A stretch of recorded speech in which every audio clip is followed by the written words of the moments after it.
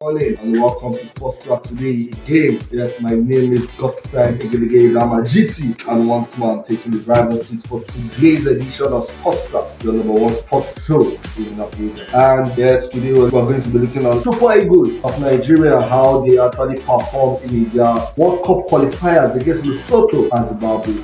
And we're also going to be talking about our Falconets who had their match yesterday in the MKO Abiola National Stadium. With me in the studio today, I have Louis Eseni. Louis, welcome back. Friday, Joshua. Good morning. Yeah, good morning, but the weekend is not good. Well, our Falconets did well, but then let's start with this since the ball has already been rolling. Super Eagles of Nigeria again were held down to a 1-0 draw against Zimbabwe in the second Group C game fixture. And Nigerians have been asking the question, and I want to throw the question to you guys in the studio. Friday Joshua just stepping in now. Is Francis Uzoho the best Nigeria can offer in the post at the moment? At the moment, we don't even believe Francis Uzoho because over time we've seen him flop, we've seen him cost us some kind of crucial goal. You could remember the game against, I think the last 3 games we played where that ball was coming direct to him and nobody parried that ball away from the goalpost. You even see the look that Wilfred Indy actually gave the goalkeeper, like, are you out of your mind? What kind of nonsense is that kind of look for me? Over time, even the game against the game we played in Rio last Thursday against Lesotho, it was because of his poor judgment of the ball. That was why the striker got to the ball before him. You don't see that happen with the likes of Vincent Eyama. Even after Eyama, we had a Carl Ikeme who was actually doing a very good job until cancer actually took him out of football, and since then we've been suffering today. See, Francis Uzoho is not the best we can actually offer. We have a lot of goalkeepers in the NPFL that are doing very well. For now, Francis Uzoho is feeling entitled.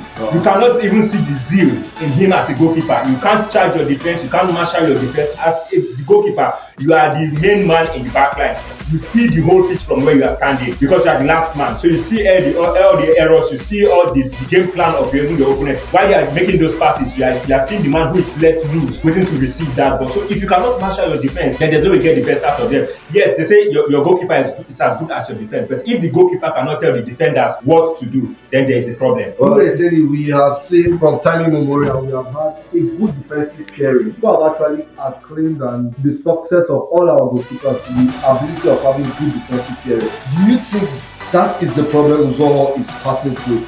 That they not enough good defensive pairing? Mind you, he has actually considered 2 free kick goals so far and 3 free kick goals actually. Lazy free kick goals. So do you think it's the defensive error that cost him those free kick goals, knowing that he's not actually that strong when it comes to free kick? Remember again in the AFCON that Algeria knocked us out, we had Mahrez actually scored us a free kick goal, a close range free kick goal that drops him from being the number 1 keeper for Nigeria before his reintroduction into the first team. Do you think the defense and the players on the pitch are not helping to protect Francis Uzoho's weakness? I would certainly not keep my blame or any single. I think our national team needs to play this. How could we be playing against a team who has no single player playing? If we have players that play the we play against a Zimbabwe who don't have a sensible foreign player. And now we can't be able to get the continue to watch up for the final match. If the country that was not able to go to the last, I would say we are not serious. We are not serious. There is absolutely no way.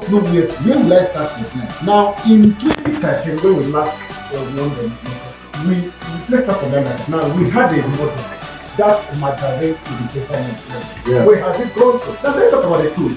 How could the Pizarro, and it was a time to fight the what would that be? What would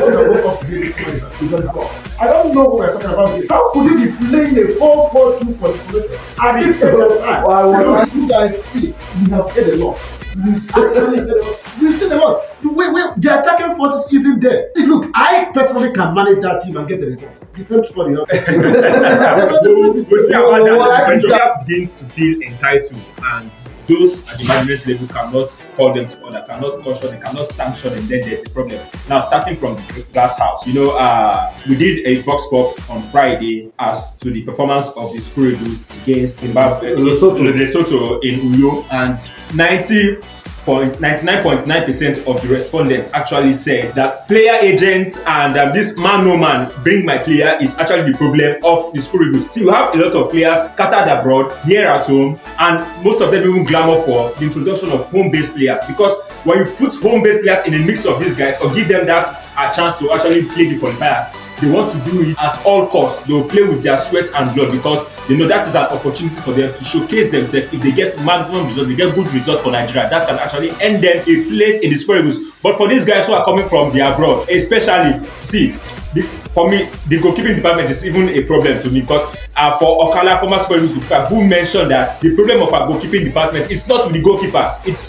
with the goalkeeper trainers. That means if somebody in your department is not doing well, as the goalkeeper trainer, what do? If he's not living up to expectation, why don't you go out and shop for another? You get my point? So starting from the management, we need a total overhauling. Now I understand that Busso is not the one that actually employed Pesero, but over time, football pundits, football fans have said we don't need this man. What was his pedigree before he came to the Spirit of Nigeria? Since he came, what has he done differently? For me, Garnetro is even better than this man, because if it were to be Garnetro, we'll be winning matches and even qualifying for events with 2 matches to spare, 1 matches to spare, with enough goals to our names. But this time around, starting from the beginning, we are struggling. Then I begin to wonder, we are being tipped as one of the favorites for the delayed 2023 African Cup of Nations that starts in January 13, and we cannot win a match against Lesotho. We cannot win a match against Zimbabwe. Home and away, we are playing draw. And all of these goals. You don't have to get up in the dream.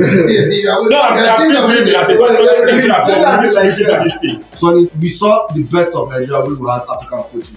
Do you think we should go back home and look for our own African coaches again? The last time we actually did well was when we had a Nigerian coach mounting the time of our player, and we saw he actually introduced some homegrown players. Do you think we should go back to that philosophy, or we should still hope and wait and pray for whatever magic Pesero and his 4-4-2 formation can provide us? Nigeria is a very big nation. It would be nice we do a plan B. It would be nice we look outside the drawing board and try something. We have seen home-based coaches succeed in the Super Eagles and done well in the national team.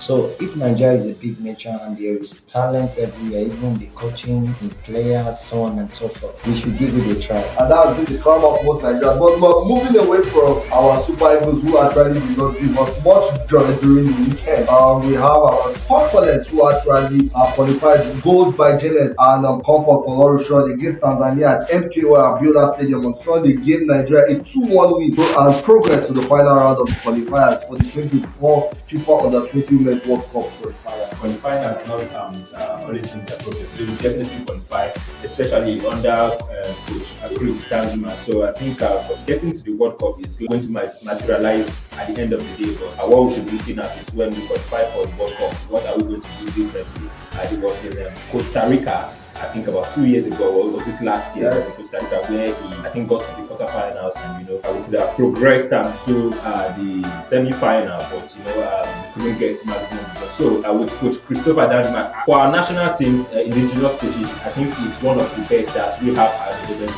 See what he's doing with Nasarawa United, Nasarawa Amazons, I beg your pardon, with the under-20 girls. So with this new set of players, of course, they are not actually new sets. A lot of them were brought from even the under-17 of so these girls are familiar with themselves. That is why you can see the synergy. Although they managed to get a draw away from home, but coming back here at home, had to beat it and get that 2-1 win. And now that is how you know a serious team. Even if you cannot get a win away from home, at least in your own home, you should get a win. But that's another fact, that a lot of these guys are home-based players. So our turf is actually familiar to them. That is why we still say in the Super Eagles, let there be a blend of home-based and foreign-based players. There are some turf that we want to use. You can't bring Alex Iwobi and those guys who play in Europe to come and play in this Moshood Abiola National Stadium. They will definitely complain about it. You could remember the last game, one game they played against Sao Tome, then they went away to win 10-0. After that match in Abuja, an interview was granted to Alex Iwobi. What do you have to say about the pitch condition? He said, don't play it. So, but for the under-20 girls, they'll get the job done, they'll qualify. But when we get to the World Cup, let them do things differently and ensure that we get to the finals. When you get to the final, they have an opportunity to even see the cup and try to play for the cup. Okay, what do you think Christopher Danjuma has actually learned from his last appearance in the Commonwealth Football I Cup? haven't settled my mind that I want to be going for the 2026 World Cup. So you can actually make a project. I hope you don't have a yeah, Friday. No, I hope you guys don't have a time. We're not going for the Don't doubt The the earlier you settle spice. your mind, no. The earlier you settle your mind, so you don't have to get any break. Now, just to react to what you have actually said, okay? Because Danjuma have got a lot of experience, and he was actually the last year. Of course, we got a limited but they actually, she definitely must have matched last year. And with the crop of the players, I think like certainly it's a loss, but I think that actually, try to see what's possible. Sonic Hantu, what do you have for us today in the world of basketball? So, Lately, basketball has really recovered from its long rebuild. Looking at the fact that the timetable is out within a short period of less than a week, and of course, a few days to go, these guys are going to have their jumbo in Port Harcourt. Is a trend because we have coaches who have played in a national team who have been abroad, like Coach Jeff Farren. He played in the national team, he's an S international, and he's also coaching Boko City Chiefs. So we look forward to the jumbo, what the teams can do. Nigeria Customs, Boko City Chiefs, and of course, the host, Rivers Hoopers. So it's a couple of few hours from now or a day from now, the jumbo will take place in Port Harcourt. So we'll see the best of best emerge for the BAL, that's basketball African League. and what do you think is different from this edition of the NBBF League from other years? Not much difference, but basically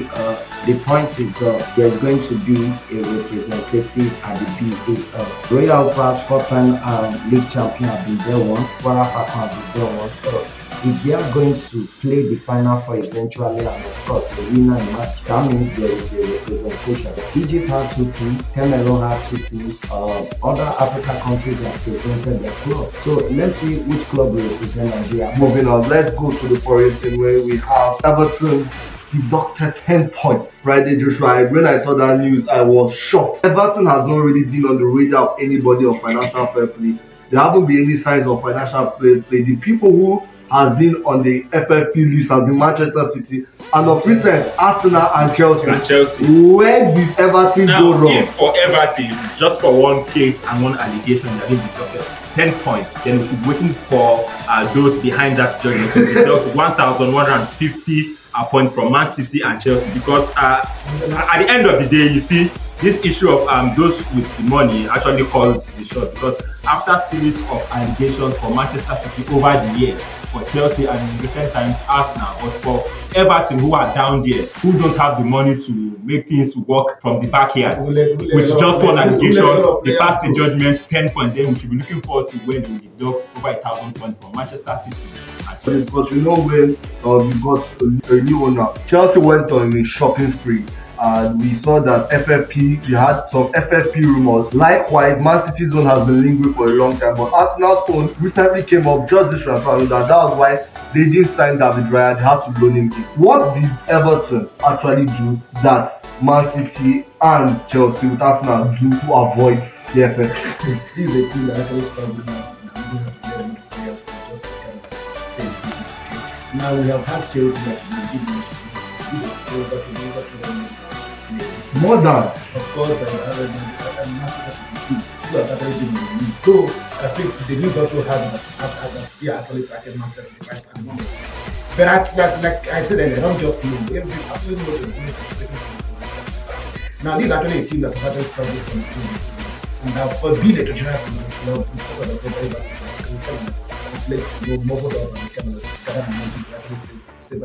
coming to hit them this hard, 10-point deduction. This is talking about 3 matches win plus. It has to me. I think I have absolutely zero basis for such judgment. I don't know